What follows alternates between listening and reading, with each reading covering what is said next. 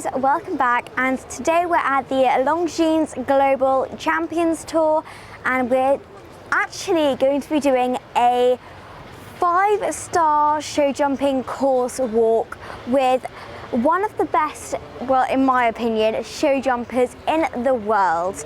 Edwina Alexander is going to be teaching me how to walk a course, and I must say I'm not that good at remembering my courses. I kind of just hope for the best and look for the next number. So I'm so grateful for her time and that she's going to be teaching me how to walk a course. I hope you guys love today's vlog, and let's get straight into it. So it starts down here. That is a massive triple bar. Yeah. So normally, like in these rings, if your horse hasn't been in these rings, like most of these horses are quite experienced. Yeah. You probably want to give them a nice canter around, especially around here, and just to get them comfortable and relaxed in the ring. I think that's super important. And you know, there's a light now. There's a bit of water. It's a bit shiny. Yeah. So this is the triple bar. So you need to have a good rhythm. I always try to look like where I'm going to get to, how I'm going to get to the first fence. So probably most of the riders will probably go maybe around the Longines or in between and give themselves here a bit of time. So you want to have a nice jump on this triple bar. Not overriding, keep them, you know, between the hand and leg. Then we're going to step out this distance here. So landing about here. 3. That's 4, 2, 3, 4, 5, 6, 7, 8, 6, 7, 8, 9, 10 a little bit steady. Yeah. Probably most people, yeah, exactly. Short 10. Some people will cut the turn and probably come in the 9. So this is a table A, so it's like a speed class. Yeah. So fast and slick without going too crazy, but trying to keep the poles up. Yeah. So after this big vertical, got a right hand turn. It's a vertical, so you don't have to go as wide because you don't need as much momentum. Yeah. So you sort of just stay a little bit out. What's really important in the turns is keeping them balanced. Yes. So if I start turning my horse here, you know, I've got more chance of getting it closer to the fence. So I just got to get out and straighten up a little bit. Yeah. Especially, I'm going to be going to the right after. Yeah. So I need to get straight because I'm going to be veering off that way. So it's a Liverpool behind. Most of these horses are used to seeing all of that stuff. And like, if you see, when we walk this, we always start here. 2 steps, and then again. 1, 2, 3, 4. 1, 2, 3, 4. 1, 2, 3, 4. 1, 2, 3, 4. 1, 2, 3,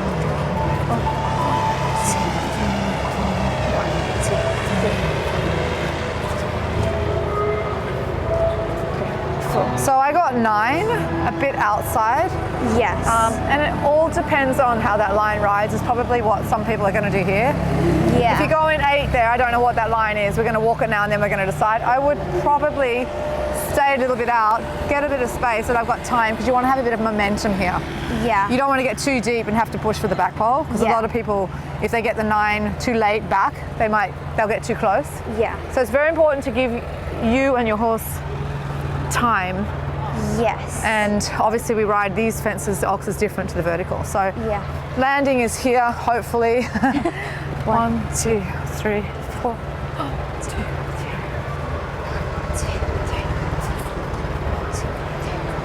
So it's quite a long 4. Yeah. So probably it's not a bad idea to take it out of stride, continue in the 8. But you can keep going, the 4 gets easier. Yeah. Because if you get a dead distance and like a 9, then the 4 is going to get quite long and then you risk having this down. How do you remember all these strides? You just remember. It's not so easy, but when you do it all the time, you get used to it, you know? But I mean, I have a program, I go through my head what I'm going to be doing. So after this fence, vertical, skinny poles, we're going to go left here. It's too far away to walk, so Now we've got to think a little bit again, squaring them up, keeping a nice rhythm through the turn. That's very important, is your rhythm. Yes. Nice active canter, having the horse in front of you, and try to stay, like I was telling you the other day in the lessons, as smooth as possible, because then you don't interrupt with the horse. They focus more. It's easier to see a distance. This is a nice big oxer. Chunky, wide. Yeah, quite wide. Yeah. And now you're going to see we're going to have to pick up the rhythm here again. Yes. Try to save a little bit of time here. Yeah. But as you can see, there's a triple combination coming up afterwards. So yeah, everything you do on the fence before is going to depend how that line rides. Yeah. Yeah. This is quite a big fence. This is the Prague Playoffs for 2023. Quite a big fence. They don't jump these plain poles very good. They don't really see them very good. So you need to give yourself a lot of time here, and we're going to walk this and see what we do here. I'm going to tell you an easy way to remember the strides as well. One of the ways I do it. So we've just got the landing is here, and then one way of remembering the strides is so you can count 1, 2, 3, 1. That's your first stride, yeah? 1, 2, 3, 2, yeah? 1, 2, 3, 3. 1, 2, 3, 4. 1, 2, 3, 5. Now you see how far it is? yeah. That's like, so that's 1 meter long, okay? So like it's 1 meter long and 5. 5.5. Yeah, not quite. No, not quite. They'll get to 5. But what they'll do is they'll first jump the vertical, and then they'll just slowly move up in the 5, but not chase it. Smooth it. You've got a bit of pace, yeah. If you've got a nice jump on that, the 5, depending on your horse's stride, you've got to know your horse's stride. But the 5 will be a little bit nice in the 5. Yeah. And then you've got to be careful, because here it comes. If you get too far off and too fast in the 5, then you're going to get short here, right? And this is a bush oxer, so they kind of look down into it. Yeah. With these here, yeah. See a lot of those in England, right? Yeah. 1, 2. So this is actually quite short, and being a vertical. So you want to first have a nice jump, but a balanced jump. You can get them back on the hocks and give them time to jump this fence, yeah? Because a lot of horses get a bit quick here, yeah? Yeah. And then here.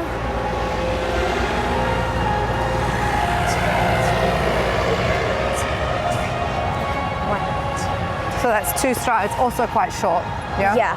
So that'll slow them up a bit, and then you've got to slow them up again even more here, yeah? So if you're jumping like a double or a triple, should you like sit up immediately after, like, or you do that anyways, but would you like... Yeah, so it's all about balance. So what you want to do is you want to sit up in between and stay quiet, and then get the horse's balance on the hocks. Yeah. Because if the balance is on the front end, they're more likely to have a fence down. Yes. So sit up, balance them. You don't have to pull them in the mouth, but you need to support them a little bit. Yeah. Yeah. Yeah. Very important how your body is in the combinations. Yeah. Okay. Now it's a bending line, and you got to think here. Just let him go.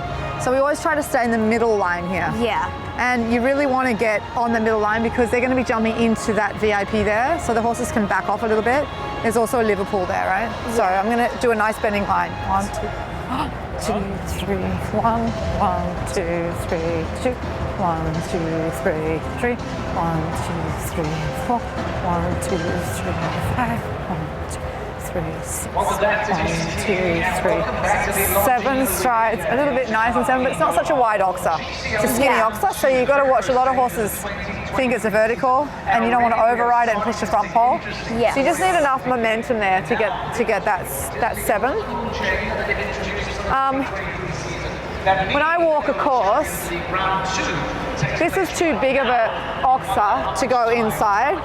Yeah. So when I walk courses, what I do is I try to ride exactly where I'm going to ride, okay? Yeah. So I walk my track exactly where I'm going to ride. Yeah.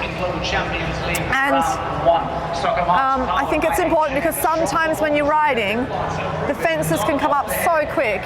Yeah. And if you haven't walked it and seen how it's going to look, like I'm imagining now I'm on my horse, right? Yeah. So if you haven't seen, sometimes if I walk a course like quickly, all of a sudden there's a fence in front of me and you have a fence down, right? it's very important to walk where you're going to ride. It's a big oxer. Wide. So you need to keep the momentum. Wide. Yeah. Not my kind of oxer. And we're coming into a double here. 1, 2.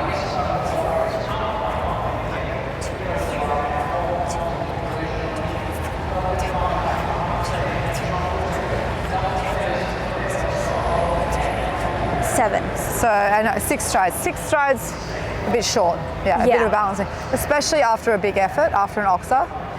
So 6 strides, just balancing. You want to, it's a little bit steady, which is quite good. You want to be slowing up coming in here.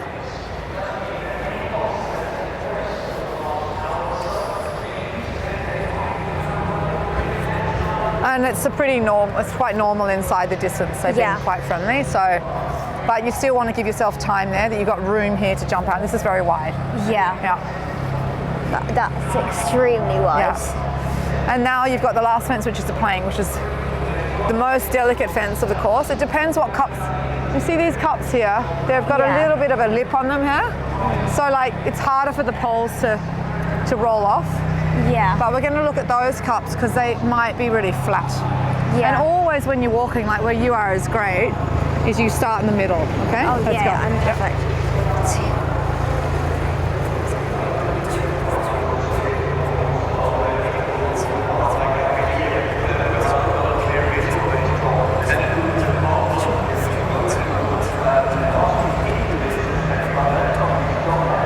So this is, you see the cups are flat? Yeah. So it's quite easy for that to fall off. Yeah. And it's a bit of a flat, it's like a nice 8. And you want to be able to get the rhythm that you can slow the horse down. Yeah. Because this is, they don't jump this very good. They often have it down. Really? A lot of horses have this fence down. Last fence with the screen there behind, going towards home. The momentum's a bit more up there. The horses are more excited, you know, finishing the course after a big effort coming out. They're a little bit flat. So you really have to balance your horse and the canter, have them on the hocks, give them time. Very important you give them time. Yeah. Finishing's quite quick, so you don't have to race through the finish. Yeah. So it's a lot bigger than the last course. It's a 160 course. There's some questions involved. Like I was telling you the other day, a lot of transitions, so like forward and back. Yeah. So that's why this is so important, because you've got to know your horse's stride, make sure they're in front of you when you want, make sure they come back, that you can collect them, that they're sitting on the hocks, and give them, I think the most important thing is to give them as much time as possible that they can jump. Yeah. What do you think? Are you going to be ready for this one day? Yes. In a couple of years' time. Yeah, sure. Yeah. 16, 17 maybe? Why not? Yeah, you've got plenty of time. Don't worry. But this is a great experience, I mean, I jump the uprights, but I'm just not that keen on the oxes. No, actually, the oxes are easier because you can come with rhythm. No, you'll be fine. But yeah, I think it's a testing course. I don't know. I think we won't get too many clear, which is what they want, but probably delicate faults everywhere. Yeah. Yeah. Good course. Quite a difficult, in my point of view. Yeah, for sure. Yeah. I would have said the same at your age too. How old were you when you first started doing courses this big? When I was 26. So I was a little bit late because I came to Europe when I was 24, and then I didn't do my first 5-star till I was 26. It was only a few years ago, that was. Only a few years ago when I did my biggest course when I was 26. No, I was like a lot of people, like Lily, she's a lot younger than me, you know, when she started. So I started a bit late because coming from Australia, the level is not very high. Yeah. So I jumped there like some 150 classes, but on this level, especially against these riders and in this kind of atmosphere, I was 26, so you've got plenty of time. Yeah, thank But I probably would have, liked to have started a bit earlier, but I couldn't because that was pretty much how it was. So but the good thing about our sport is you can do it for a long time. Yeah. And you got plenty more years to go. When you first walk into the arena on your horse, do you ever walk past any jumps to show your horse them? Yeah, it just depends on the horse. For sure, I will look at places where I think my horse, if it's a spooky horse, might look at, and I'll do some inside turns, or I'll ride a few turns to see how it looks. Not that they get surprised. And yeah, it just really depends on the horse. Like last night I showed Katenda like the Liverpool just with the lights on, just so she doesn't get a surprise. Yeah. But yeah, it really depends on the horse. And I think what's really important, like I said, is that they get familiar with the ring. Yeah. You can around, especially this kind of ring, you've got a nice park Bentley over there and a little lake over there and a Maserati there and all these amazing jumps and cars everywhere. There's cars in the arena. Yeah, cars in the arena, yeah. So a lot of horses. A lot to look at. And then there's the public, and then there's the lights, and there's the screen, and the music, the clapping. Lots of things to think about, get them contained, Yeah. So yeah, no, it's going to be an exciting class. Yeah. Good luck. Thank you.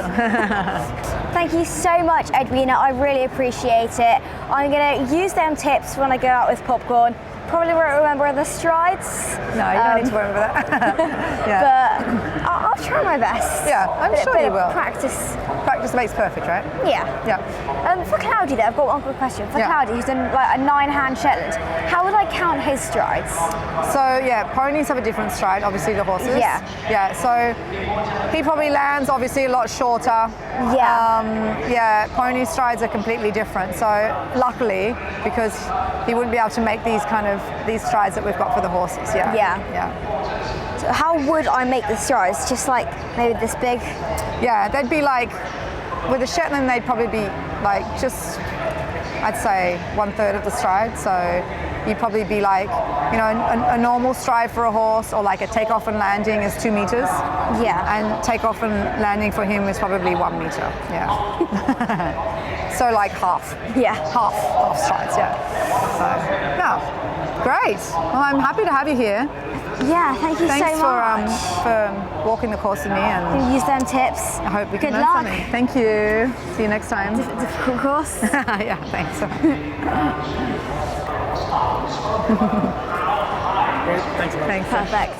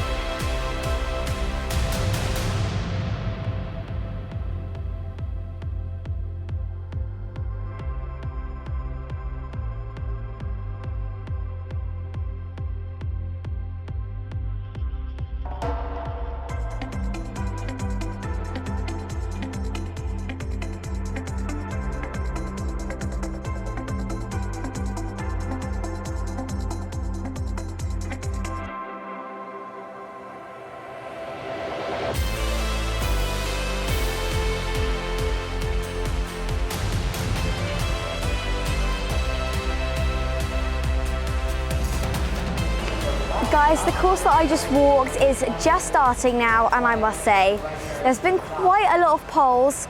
I knew it was going to be quite difficult, but I wasn't sure how difficult. It's a lot more, it goes a lot quicker than you expect it to. I just can't believe that it's that big.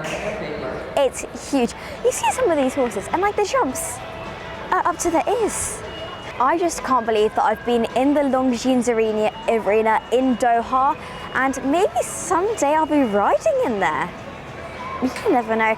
Hopefully that's a bucket list place, I think now. It's absolutely amazing here. What an amazing experience that was. I'm so grateful for these opportunities. I just wanted to say thank you so much for watching all of my videos, guys. I really do appreciate it. And I will see you all in the next one. Bye.